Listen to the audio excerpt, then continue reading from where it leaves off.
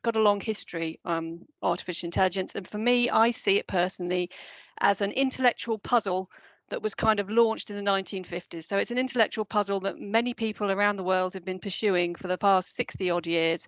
It has led to the development of a number of techniques and technologies that have been incorporated into a number of different applications and which have kind of expanded the realm of what is possible. And so it's wonderful, but it isn't sort of a thing in the way that perhaps sometimes it's referred to a thing. The other thing I need to define and talk a little bit about is the management of digital public records. Because I need to give a little bit of the context from where I'm coming from. So I'm coming from the National Archives. The National Archives operates within a kind of strict legal framework, the public records system. There is a very specific legal definition of public records, but equally, because it's legal, it's also quite open to interpretation. It's one of those wonderful legal definitions that is both specific and highly open to interpretation. So that's kind of the public records. And then there's this question of the management. So at the National Archives, we're not actively involved, perhaps, in the current management of digital public records. In this country, we operate on a life cycle model. It creates a point of transfer, normally when the records are around 15 to 20 years old. And at that point, the TNA takes over responsibility for those records and they become archives. But before that, they are the responsibility of the originating departments, the originating public records bodies.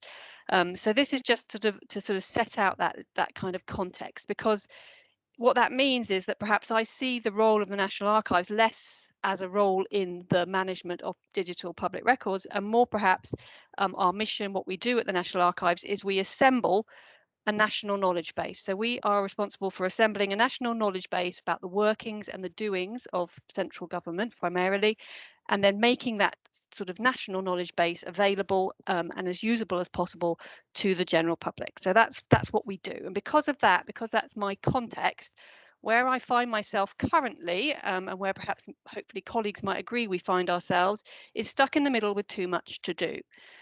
So at one end, to assemble this knowledge base, we've always worked with just what's fallen out of sort of 15 to 20 years of management. So whatever's sort of happened in the part in the 15 to 20 years, it falls out, the material falls out, and we have to deal with it. Now, obviously, increasingly, more or less, mostly now, that material is digital, but it's different because A, there's more of it, and B, it's messier, and C, it's needier. And by needier, I mean that because it's digital, it has a much less robust connection with its own materiality. So everybody is having to do a lot more work, and we're having to employ a lot more technology in order to sort of maintain this kind of fragile connection. So to turn what is essentially immaterial into something that is material, that we can work with, that we can preserve, that we can transfer through time. And it's messier because we don't have nice registry systems anymore. What we have is what is affectionately, or perhaps not affectionately, referred to as the digital heap. Okay, so this is kind of what's coming in at one end. And even in terms of like getting it from A to B, we're having to kind of reinvent all the time. You don't get your lorry, you don't drive down, you don't put the boxes in the lorry, you don't drive them down to queue anymore. And colleagues, including Paul Young, are having to do a lot of work in terms of that sort of transfer. So Paul's working particularly in around native Google formats and how you kind of export those from the cloud and get them from A to B. So far, not so great. So that's one end. And then at the other end, we're sort of under pressure again, because what our ideas about kind of what constitutes a national knowledge base have changed.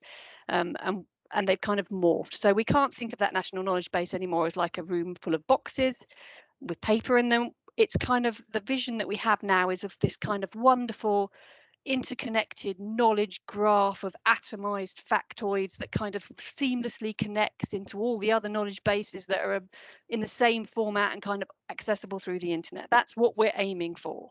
That's kind of what's seen as the kind of the vision for this national knowledge base. So again, the work is increasing all the time. We've got more stuff to deal with. We've got to do more with it, because we can't just kind of, bridge the gap in the way we used to.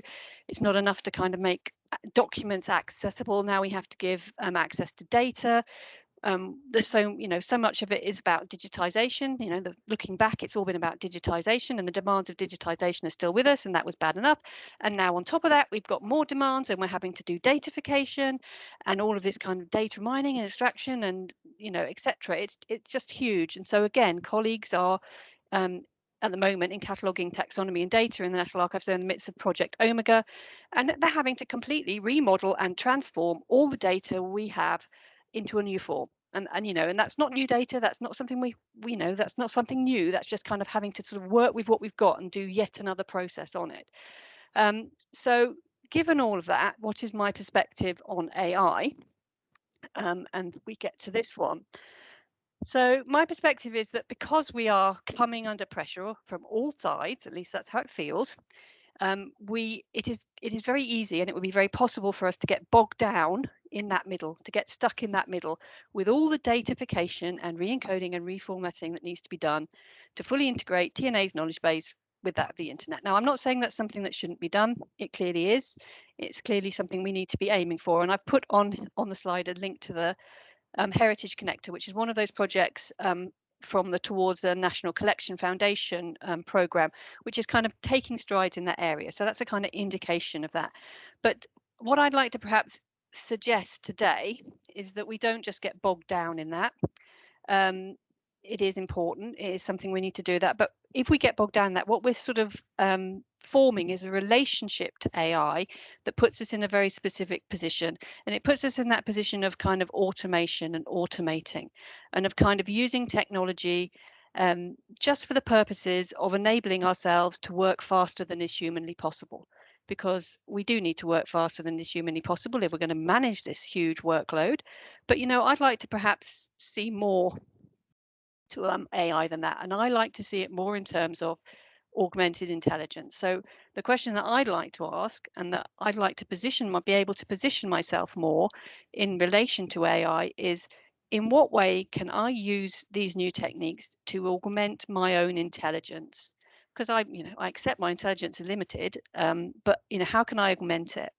So with this in mind, I kind of have two kind of different ways of seeing things that I think might be where they can offer some augmentation of my intelligence. And one comes from the fact that they see things differently. So machines see things differently to me. My valued machine partners do not see the world the same way I do, and that's good, because that's going to give me alternative perspectives. That's going to allow me to see things that I can't see myself.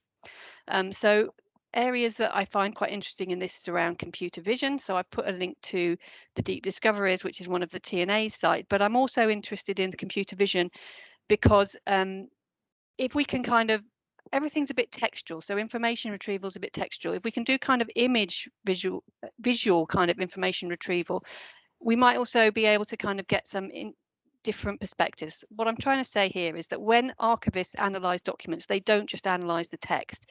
We do quite often work, I think, from the form of that material. And I mean that the visual form, and perhaps computer vision, and I'm thinking here about retention scheduling and things like that. If we're doing more object detection than natural language processing in this kind of space, there's some sort of potentials there, I think, because we do kind of use that visual dimension as well when we're doing our own decision making and analysis of material. Similarly, with this seeing things differently, we've got handwriting recognition, and there've been great strides made in that, and that's because the machine is not reading the letter forms in the same way that we do. So that's another advantage. So I've also put on here Voyant, which is a tool that I've used and I really like, because it just allows you to sort of surface patterns in the data in different ways, to see things differently.